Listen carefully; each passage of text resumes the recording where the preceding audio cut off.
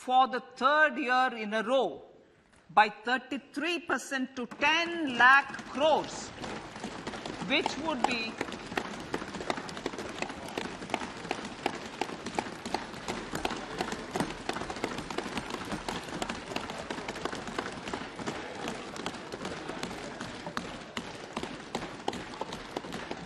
which would be 3.3% of GDP. This will almost be 3 times the outlay made in 2019-20.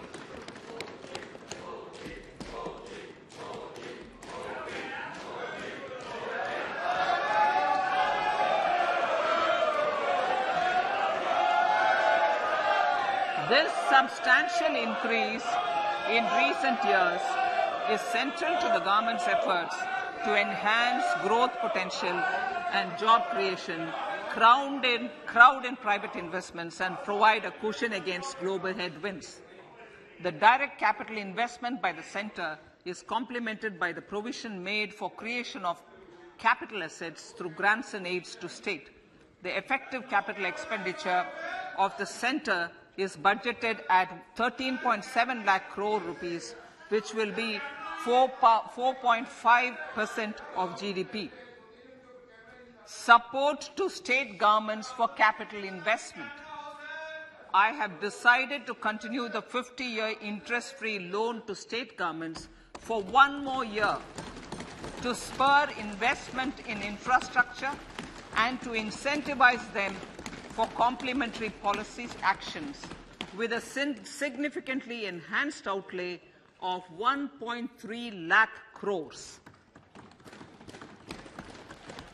The newly established Infrastructure Finance Secretariat will assist all stakeholders for more private investment in infrastructure, including railways, roads, urban infrastructure, and power, which are predominantly depend on public resources. The harmonized master list of infrastructure will be reviewed by an expert committee for recommending the classification and financing framework suitable for Amrit Kal. A capital outlay, I'm talking about railways now, sir, Honorable Speaker, railways. A capital outlay of 2.40 lakh crores has been provided for the railways.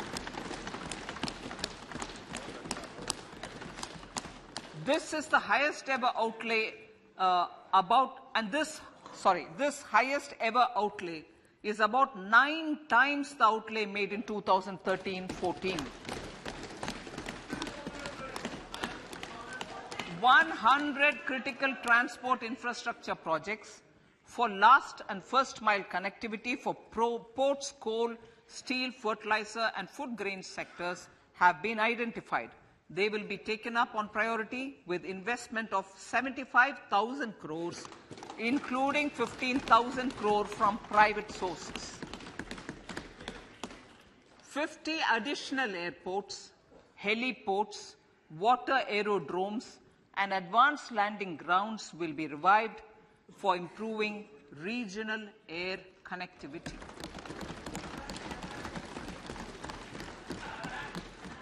Sustainable cities for tomorrow.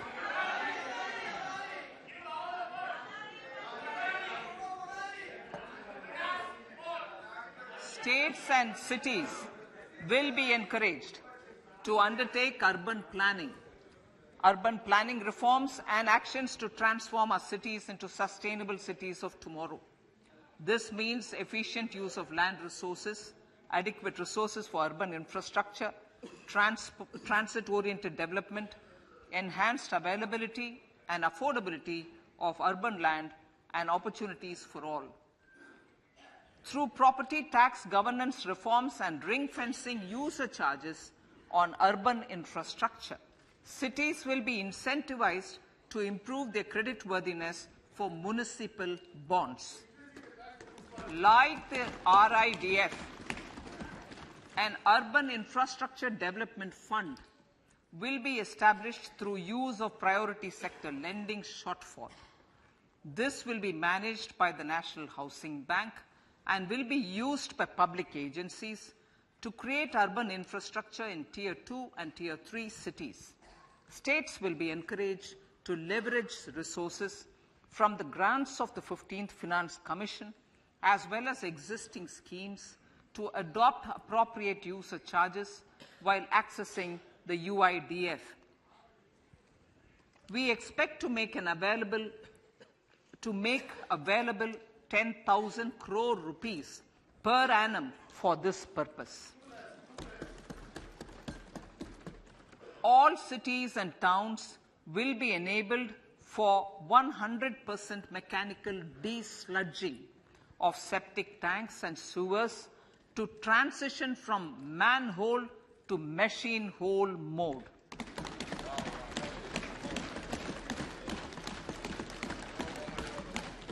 Enhanced focus will be provided for scientific management of dry and wet waste. Honorable Speaker, sir, our Prime Minister had said, good governance is the key to a nation's progress. Our government is committed to providing a transparent and accountable administration which works for the betterment and welfare of common citizens. Mission Karma Yogi. Under Mission Karma Yogi, centre, states and the union territories are making and implementing capacity building plans for civil servants. The government has also launched an integrated online training platform, I Got Karma Yogi, to provide continuous learning opportunities for lakhs of government employees to upgrade their skills and facilitate people-centric approach. Sir, for enhancing ease of doing business, more than 39,000 compliances have been reduced and more than 3,400 legal provisions have been decriminalized. For furthering the trust-based governance, we have introduced the Jan Vishwas Bill to amend 42 central acts. This budget proposes a series of measures to unleash the potential of our economy. Centers of Excellence for Artificial Intelligence. For realizing the vision of Make AI in India and Make AI Work for India, 3 Centers of Excellence for Artificial Intelligence will be set up in top educational institutions. Leading industry players will partner in conducting interdisciplinary research, develop cutting-edge applications, and scalable problem solutions in the areas of agriculture, health, and sustainable cities. This will galvanize an effective AI ecosystem and nurture quality human resources in the field. National Data Governance Policy. To unleash innovation and research by startups and academia, a national data governance policy will be brought out. This will enable access to anonymized data. The KYC process will be simplified, adopting a risk-based instead of one-size-fits-all approach. The financial sector regulators will also be encouraged to have a KYC system fully amenable to meet the needs of digital India. One-stop solution for identity and address updating. A one-stop solution for reconciliation and updating of identity and address of individuals maintained by various government agencies, regulators, and regulated entities will be established using DigiLocker service and Aadhaar as foundational identity. Speaker, sir, common business identifier. For the business establishments required to have a permanent account number, the PAN will be used as the common identifier for all digital systems of specified government agencies. This will bring ease of doing business, and it will be facilitated through a legal mandate. For obviating the need for separate submission of same information to different government agencies, a system of unified filing process will be set up. Such filing of information or return in simplified forms on a common portal will be shared with other agencies as per the filer's choice. Vivad se Vishwas 1. Relief for MSMEs. In cases of failure by MSMEs to execute contracts during the COVID period, 95% of the forfeited amount relating to the bid or performance security will be returned to them by government and government undertakings. This will provide relief to the MSMEs. Vivad se Vishwas 2. Settling contractual disputes. To settle contractual disputes of government and government undertakings, wherein arbitral award is under challenge in a court, a voluntary settlement scheme with standardized terms will be introduced. This will be done by offering graded settlement terms depending on pendency level of the dispute. The state support mission of Niti Aayog will be continued for 3 years for our collective efforts towards national priorities. Result-based financing. To better allocate scarce resources for competing development needs, the financing of select schemes will be changed on a pilot basis from input-based to result-based. E-courts. For efficient administration of justice, Phase 3 of the e-courts project will be launched with an outlay of 7,000 crores. Fintech services in India have been facilitated by our digital public infrastructure, including Aadhaar, PM Jan Dhan Yojana, Video, KYC, India Stack, and UPI. To enable more fintech innovative services, the scope of documents available in DigiLocker for individuals will be expanded. An entity DigiLocker will be set up for the use by MSMEs, large businesses, and also charitable trusts. This will be towards storing and sharing documents online securely whenever needed with various authorities, regulators, banks, and other business entities. 5G services. 100 labs for developing applications using 5G services will be set up in engineering institutions.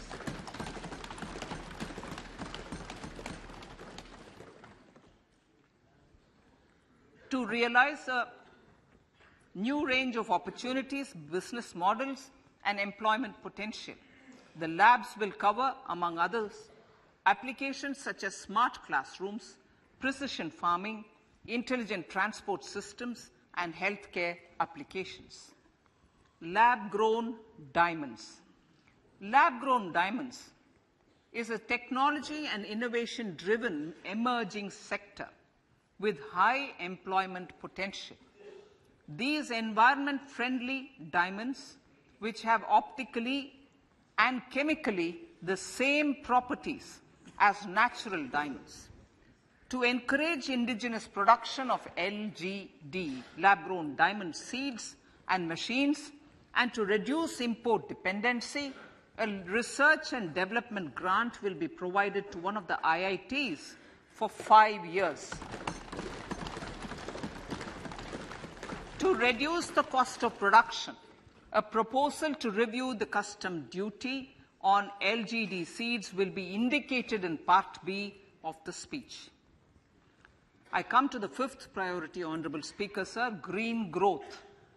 Honourable Prime Minister has given a vision for life or lifestyle for environment to spur a movement of environmentally conscious lifestyle. India is moving forward firmly for the Panchamrit, the net zero carbon emission by 2070 to usher in green industrial and economic transition. This budget builds on our focus on green growth. The recently launched National Green Hydrogen Mission, with an outlay of 19,700 crores, will facilitate transition of the economy to low carbon intensity, reduce dependence on fossil fuel imports, and make the country assume technology and market leadership in this sunrise sector. Our target is to reach an annual production of 5 MMT by 2030. Energy transition. This budget provides for 35,000 crores for priority capital investment towards energy transition and net zero objectives and energy security by Ministry of Petroleum and Natural Gas. To steer the economy on sustainable development path, battery energy storage systems with capacity of 4,000 MWH will be supported with viability gap funding. A detailed framework for pumped storage projects will also be formulated. Renewable energy evacuation. The interstate transmission system for evacuation and grid integration of 13 gigawatt renewable energy from Ladakh will be constructed with investment of 20,700 crore, including central support of 8,300 crores. Green Credit Program. For encouraging behavioral change, a green credit program will be notified under the Environment Protection Act. This will incentivize environmentally sustainable and responsive actions by companies, individuals, and local bodies, and help mobilize additional resources for such activities. PM Program for Restoration, Awareness, Nourishment, and Amelioration of Mother Earth, PM Pranam, will be launched to incentivize states and union territories to promote alternative fertilizers and balanced use of chemical fertilizers. Go Bardhan Scheme. 500 new waste-to-wealth plants under Go Bardhan, galvanizing organic bio-agro resources done. Go Bardhan scheme will be established for promoting circular economy.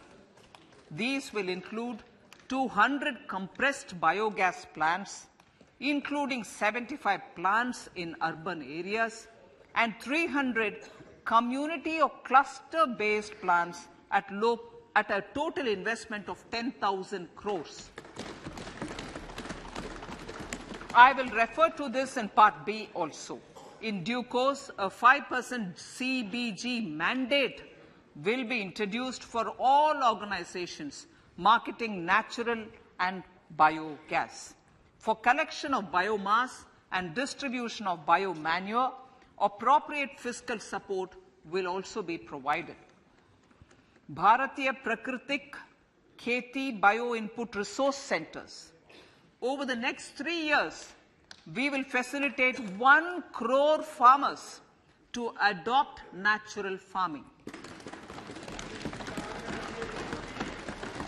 For this, Honourable Speaker, 10,000 bio-input resource centres will be set up, creating a national-level distributed micro-fertilizer and pesticide manufacturing network. Mishti.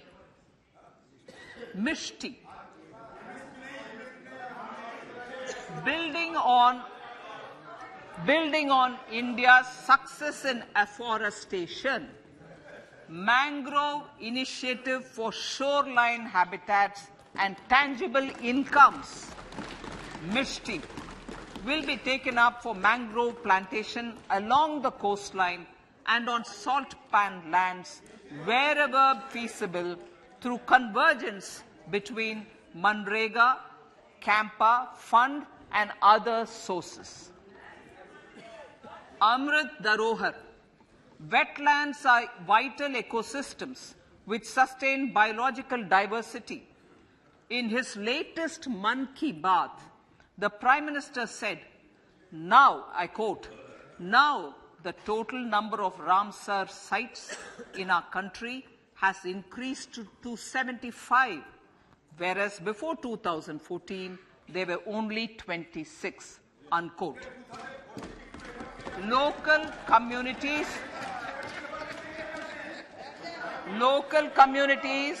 have always been at the forefront of conservation efforts.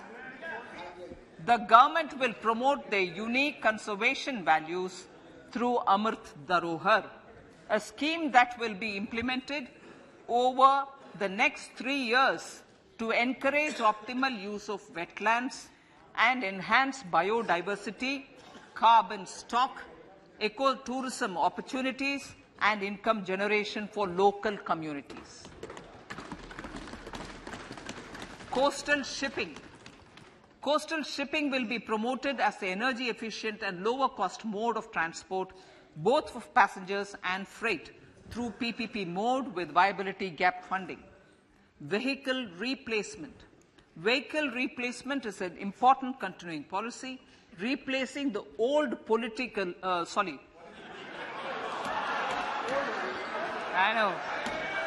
replacing,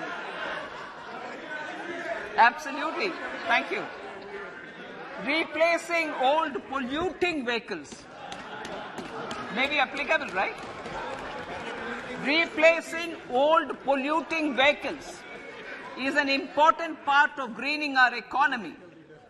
In furtherance of the vehicle scrapping policy mentioned in Budget 21-22, I have allocated adequate funds to scrap old vehicles of the central government.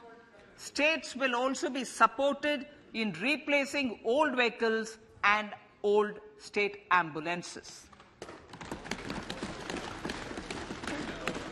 Honourable Speaker, sir, I move to priority 6, youth power.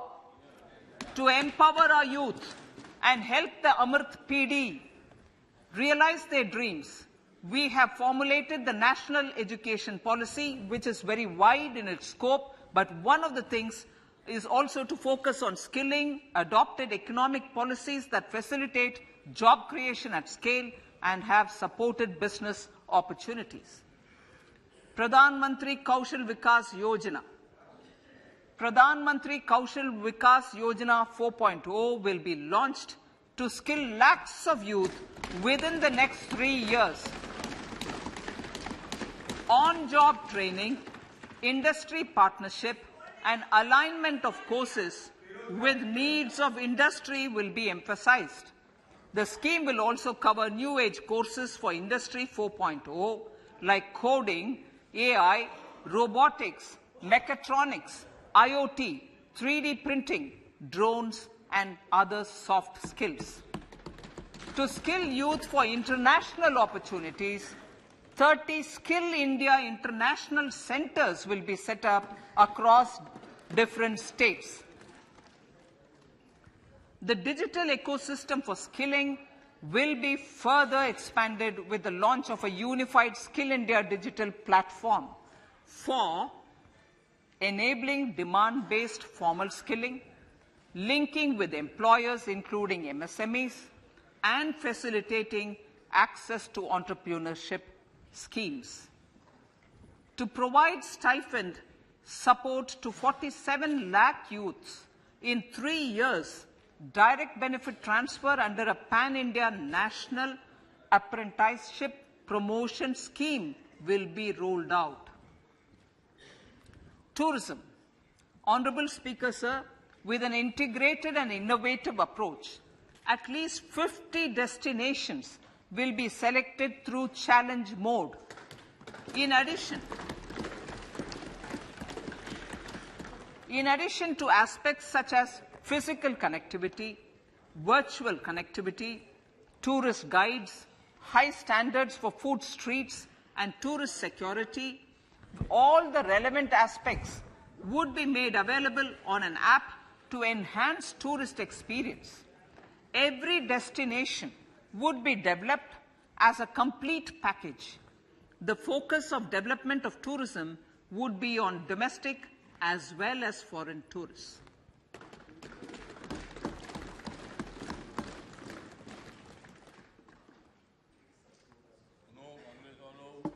Sector-specific skilling and entrepreneurship development will be dovetailed to achieve the objectives of Dekho Apna Desh initiative. This was launched as an appeal by the Honorable Prime Minister to the middle class to prefer domestic tourism over international tourism. The integrated development of theme-based tourist circuits, the Swadesh Darshan scheme, was also launched. Under the Vibrant Villages program, tourism infrastructure and amenities will be facilitated in border villages. Unity Mall. States will be encouraged to set up a Unity Mall in their state capital or most prominent tourism center or the financial capital for promotion and sale of their one district, one product and GI products and other handicraft products, and for providing space for such products of all other states as well. Sir, priority number 7, financial sector. Our reforms in the financial sector and innovative use of technology have led to financial inclusion at scale, better and faster service delivery, ease of access to credit, and participation in financial markets. This budget proposes to further these measures. Credit guarantee for MSMEs. Last year, I proposed revamping of the credit guarantee scheme for the MSMEs. I am happy to announce that the revamped scheme will take effect from 1st April 2023 through infusion of 9,000 crores in the corpus.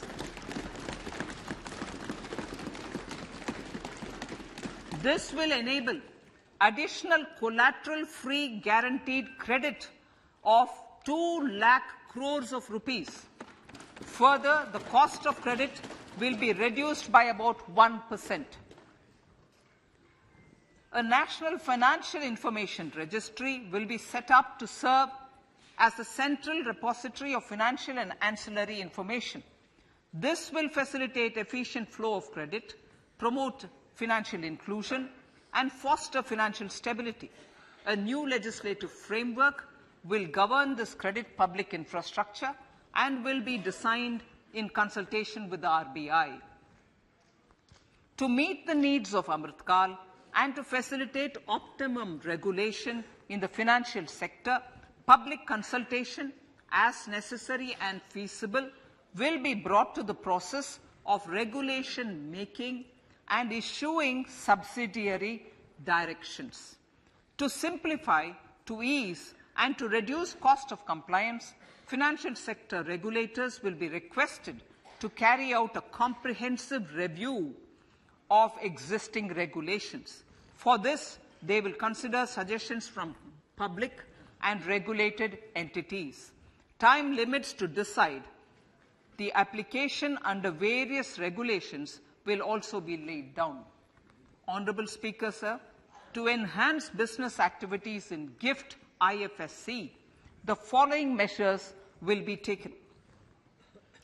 Delegating powers under the SEZ Act to the IFSCA to avoid dual regulation. Setting up a single window IT system for registration and approval of IFSCA, SEZ authorities, GSTN, RBI, SEBI, and IRDAI. permitting acquisition financing by IFSC banking units of foreign banks, establishing a subsidiary of Exim Bank for trade refinancing, amending IFSCA Act for statutory provisions for arbitration, ancillary services, and avoiding dual regulation under the SEZ Act, and recognizing offshore derivative instruments as valid contracts. Honorable Speaker, sir, data embassy. For countries looking for digital continuity solutions, we will facilitate setting up of their data embassies in GIFT IFSC.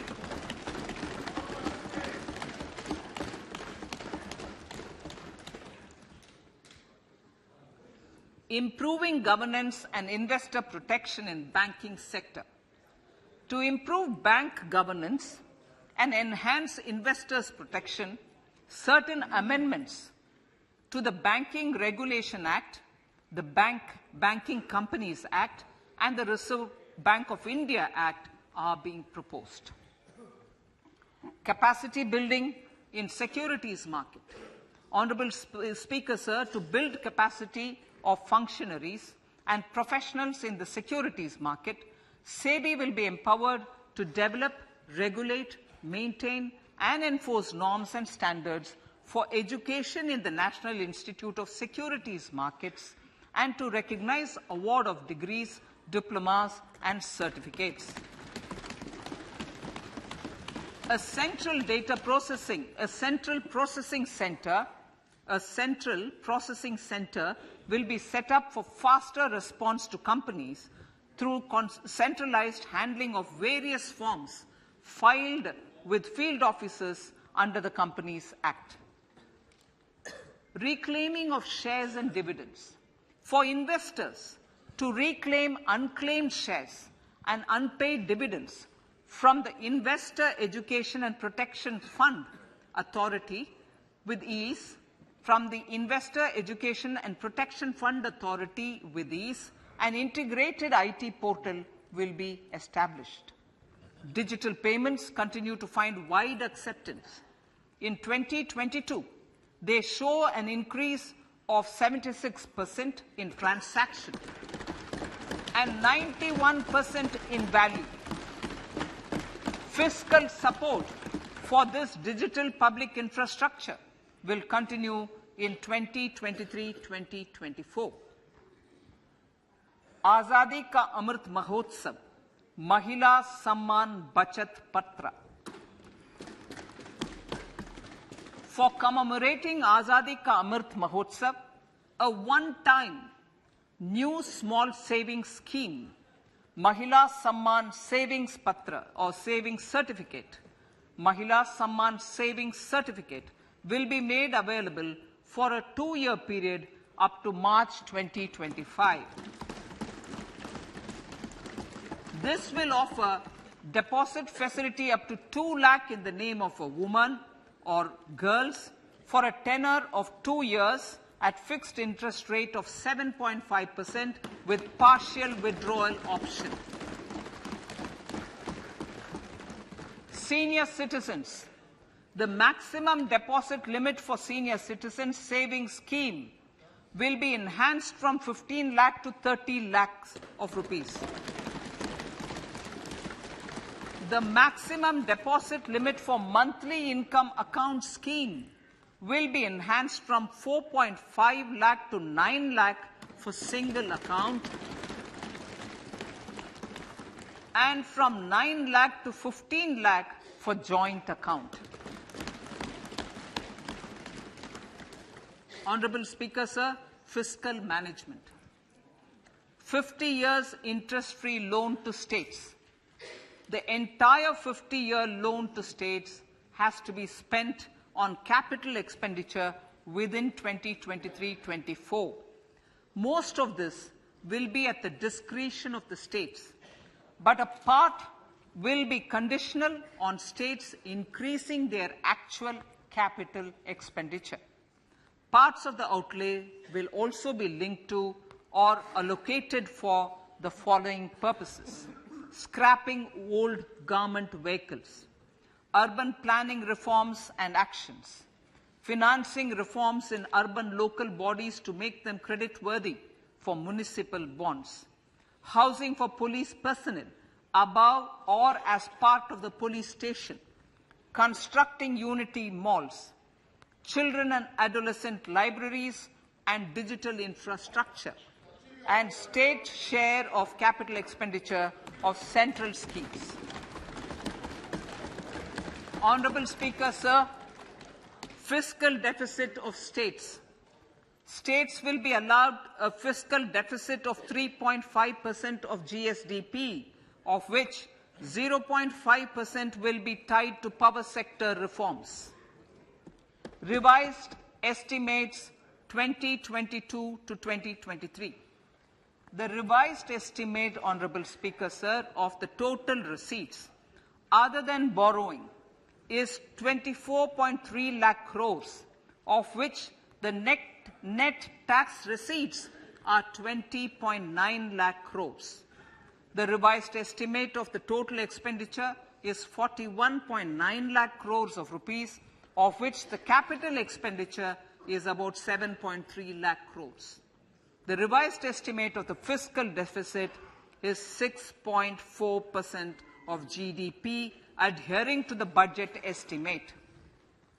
So, budget estimates of 2023-24. Coming to 2023-24, the total receipts other than borrowings and the total expenditure are estimated at 27.2 lakh crores and 45 lakh crores respectively. The net tax receipts are estimated at 23.3 lakh crores. The fiscal deficit is estimated to be 5.9% of the GDP. In my budget speech for 21-22, I had announced that we plan to continue the path of fiscal consolidation, reaching a fiscal deficit of below 4.5% by 2025-26, with a fairly steady decline over the period. We have adhered to this path, and I reiterate my intention to bring the fiscal deficit below 4.5% of GDP by 2025-26. To finance the fiscal deficit in 2023-24, the net market borrowings from dated securities are estimated at 11.8 lakh crores. The balance financing is expected to come from small savings and other sources. The gross market borrowings are estimated at 15.43 lakh crores of rupees. Honourable Speaker, sir, I now move to Part B.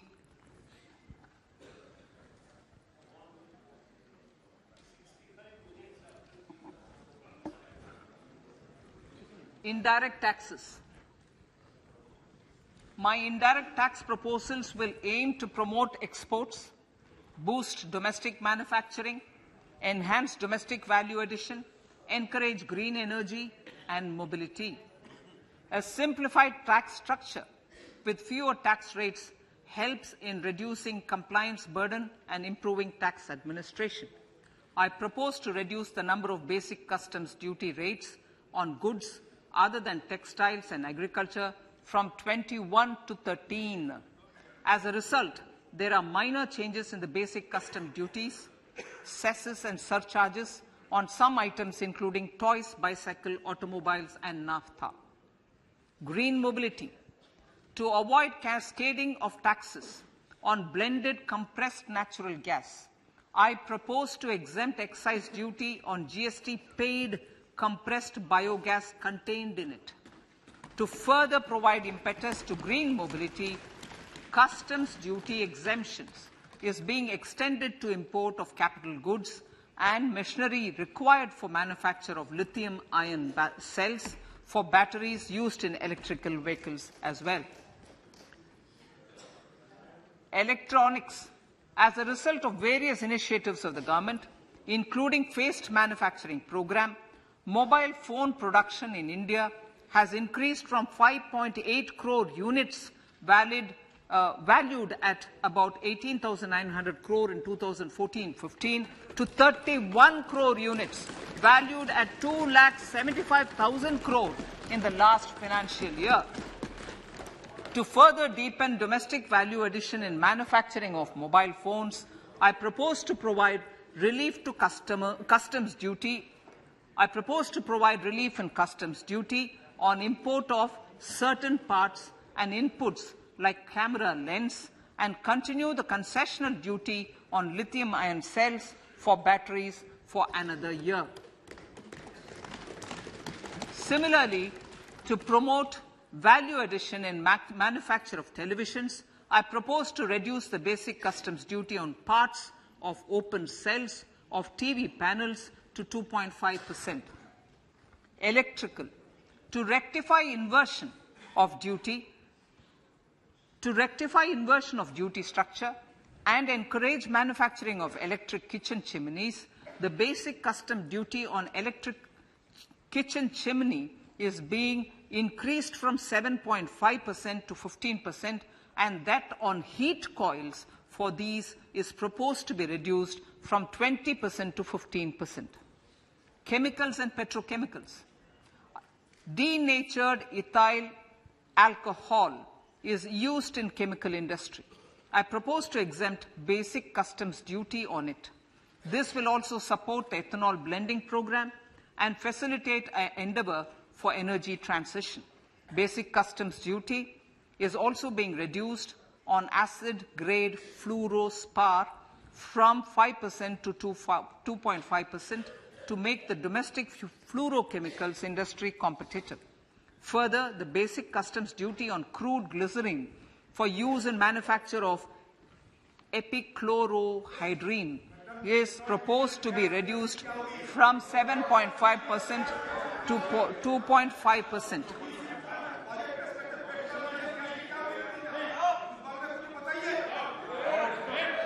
Marine products.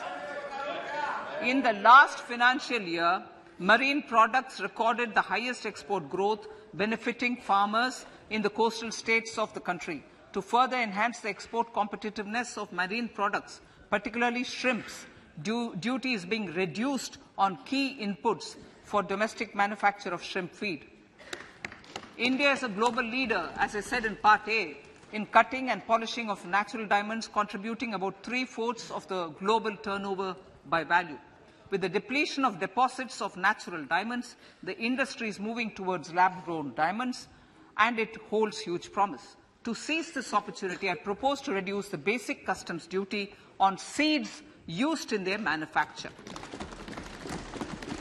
Customs duties on door or doré and bars of gold and platinum were increased earlier this fiscal.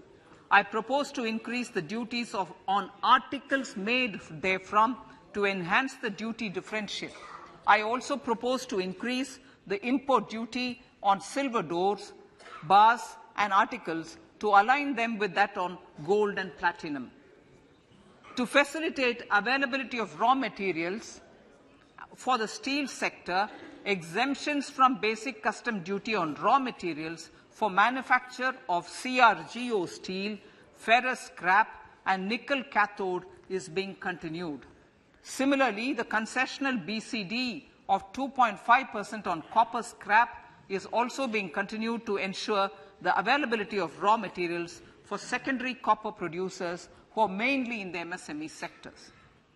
Compounded rubber.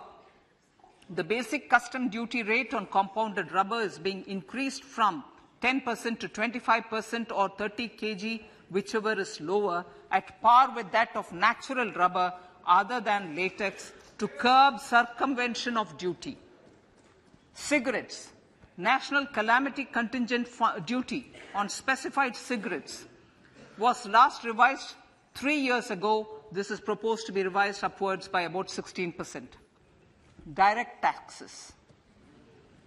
I now come to my direct tax proposals. Honourable Speaker, these proposals aim to maintain continuity and stability of taxation, further simplify and rationalize various provisions to reduce the compliance burden, promote the entrepreneurial spirit, and provide tax relief to citizens. It has been constant endeavour of the Income Tax Department to improve taxpayers' services by making compliance easy and smooth. Our taxpayers portal received a maximum of 72 lakh returns in a day, processed more than 6.5 crore returns this year. Average processing period reduced from 93 days in financial year 13-14 to 16 days only now. And 45% of the returns were processed within 24 hours. We intend to further improve this, roll out the next generation common IT return form for taxpayer convenience, and also plan to strengthen the grievance redressal mechanism. MSMEs and professionals.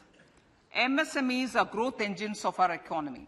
Micro enterprises with turnover up to 2 crore of rupees and certain professionals with turnover of up to 50 lakh rupees can avail the benefit of presumptive taxation. I propose to provide enhanced limits of 3 crore and 75 lakh respectively to the taxpayers whose cash receipts are no more than 5%. Whose cash receipts are no more than 5%. Moreover, to support MSMEs in timely receipt of payments, I propose to allow deduction for expenditure incurred on payments made to them only when payment is actually made. Cooperation. Cooperation is a value to be cherished.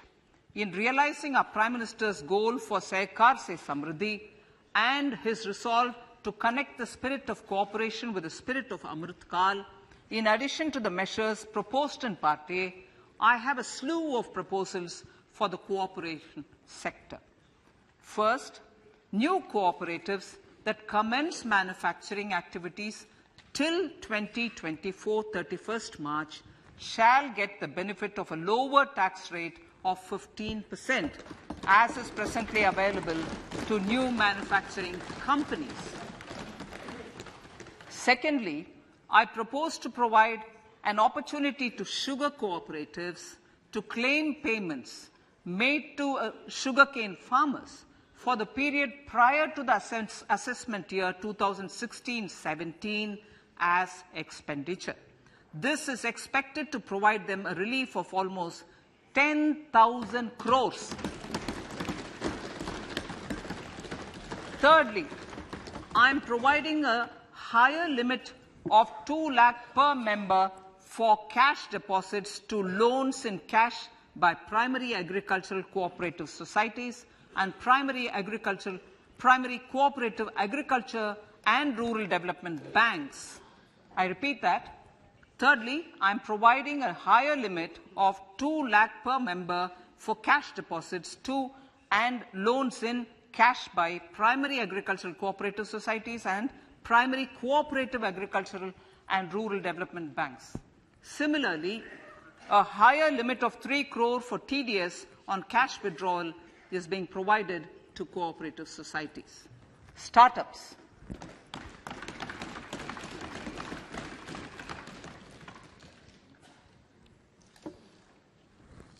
Entrepreneurship is vital for a country's economic development.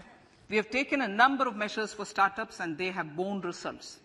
India is now the third largest ecosystem for startups globally and ranks second in innovation quality among middle-income countries.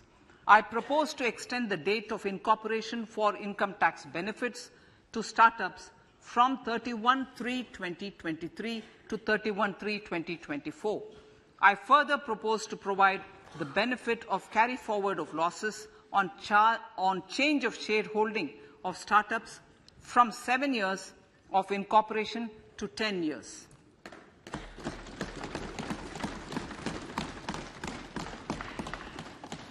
To reduce the pendency of appeals at commissioner level, I propose to deploy about 100 joint commissioners for disposal of small appeals.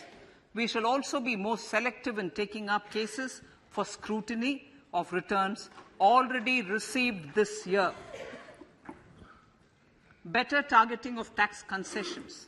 For better targeting of tax concessions and exemptions, I propose to cap deduction from capital gains on investment in residential house under Section 54 and Section 54F to 10 crores.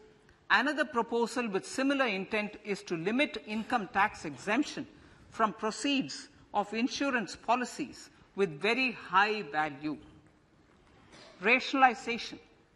Honourable Speaker, sir, there are a number of proposals relating to rationalization and simplification. Income of authorities, boards, and commissions set up by statutes of union or state for the purpose of housing, development of cities, towns, and villages, and regulating and developing an activity or matter is proposed to be exempted from income tax. Other major measures in this direction are removing the minimum threshold of 10,000 for TDS and clarifying taxability relating to online gaming, not treating conversion of gold into electronic gold receipts and vice versa as capital gains, reducing the TDS rate from 30% to 20% on taxable portion of EPF withdrawals in non-PAN cases, and taxation on income for market-linked debentures.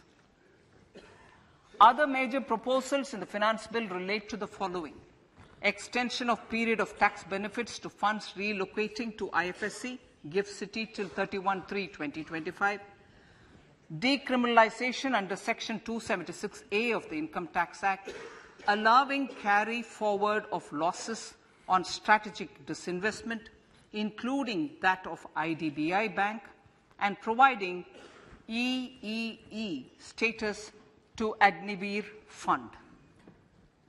Personal income tax.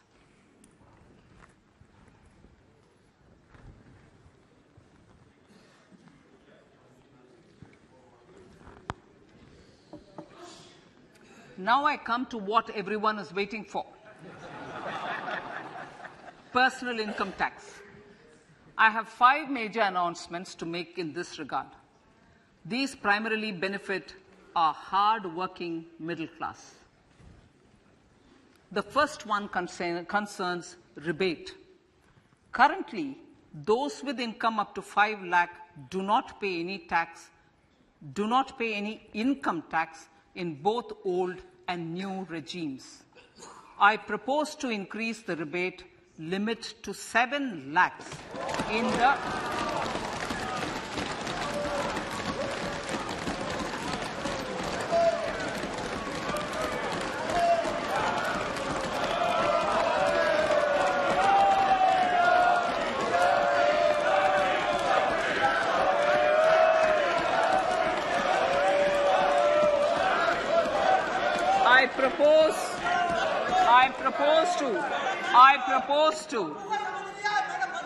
I propose to increase the rebate limit to 7 lakh in the new tax regime. Thus, persons in the new tax regime with income up to 7 lakhs will not have to pay any tax at all. The second proposal relates to middle-class individuals. I had introduced in the year 2020 the new personal income tax regime with 6 income slabs starting from 2.5 lakh. I propose to change the tax structure in this regime by reducing the number of slabs to 5 and increasing the tax exemption limit to 3 lakhs. The new tax rates are 0 to 3 lakh, nil. 3 to 6 lakhs, 5%. 6 to 9 lakhs, 10%. 9 to 12 lakh, 15%. 12 to 15 lakhs, 20%. And above 15 lakhs, 30%. This will provide major relief to all taxpayers in the new regime. An individual with an annual income of 9 lakhs will be required to pay only 45,000 rupees. This is only 5% of his or her income. It is a reduction of 25% on what he or she is required to pay now. That is 60,000. So in the place of 60,000, it is now only 45,000. Similarly, an individual with an income of 15 lakh rupees would be required to pay only 1.5 lakh or 10% of his income or her income, a reduction of 20% from the existing liability of 1,87,500 rupees. My third proposal is for the salaried class and the pensioners, including family pensioners, for whom I propose to extend the benefit of standard deduction to the new tax regime. Each salaried person with an income of 15.5 lakh rupees or more will thus stand to benefit by 52,500 rupees. My fourth announcement in personal income tax is regarding the highest tax rate, which in our country is 42.74%. This is among the highest in the world. I propose to reduce the highest surcharge. Rate from 37% to 25% in the new tax regime.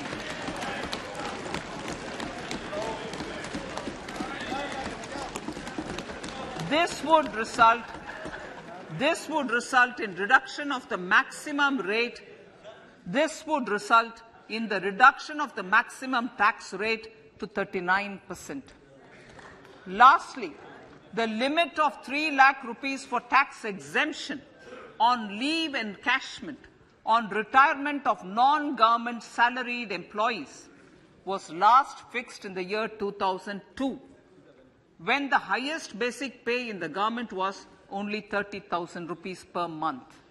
In line with the increase in the government salaries, I am proposing to increase this limit to 25 lakh rupees.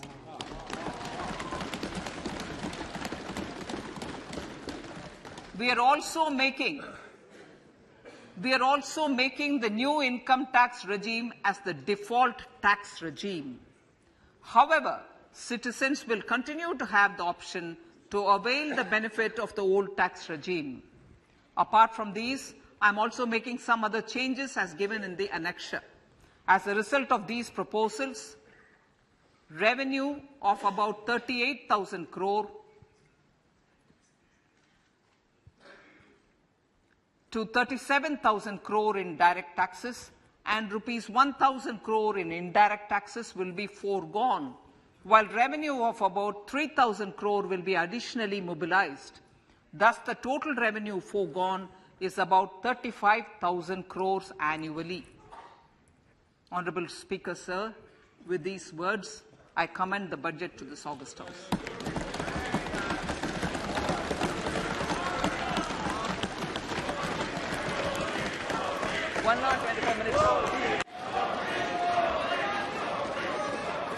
Item number 1, माननीय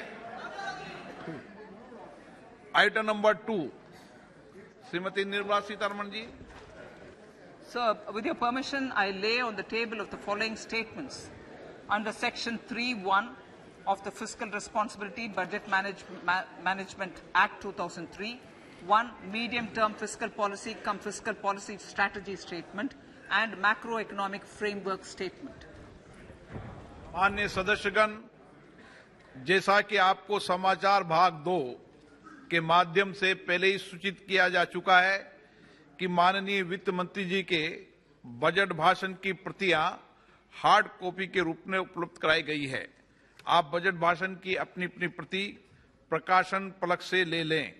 आपको ये भी सूचित किया जाता है कि माननीय मंत्री द्वारा बजट प्रस्तुत किए जाने के पश्चात उसकी प्रतियां आपको मेंबर्स पोर्टल के माध्यम से उपलब्ध करा दी जाएगी. आइटम नंबर 3, माननीय मंत्री जी, वित्त मंत्री जी. Sir, with your permission, I rise to move for leave to introduce the Finance Bill 2023. प्रश्न ये कि विधेयक को पुनर्स्थापित करने की अनुमति प्रदान की जाए। जो सदस्य इसके पक्ष में हाँ कहें, जो सदस्य विरोध में ना कहें। मेरे विचार में निर्णय हाँ वालों के पक्ष में माननीय मंत्री जी विधेयक को पुनर्स्थापित करें। Sir, I introduce the bill. सभा की कार्रवाई कल गुरुवार दिनांक 2 फरवरी 2023 को प्राप्त 11 बजे तक के लिए स्थगित की जाती है।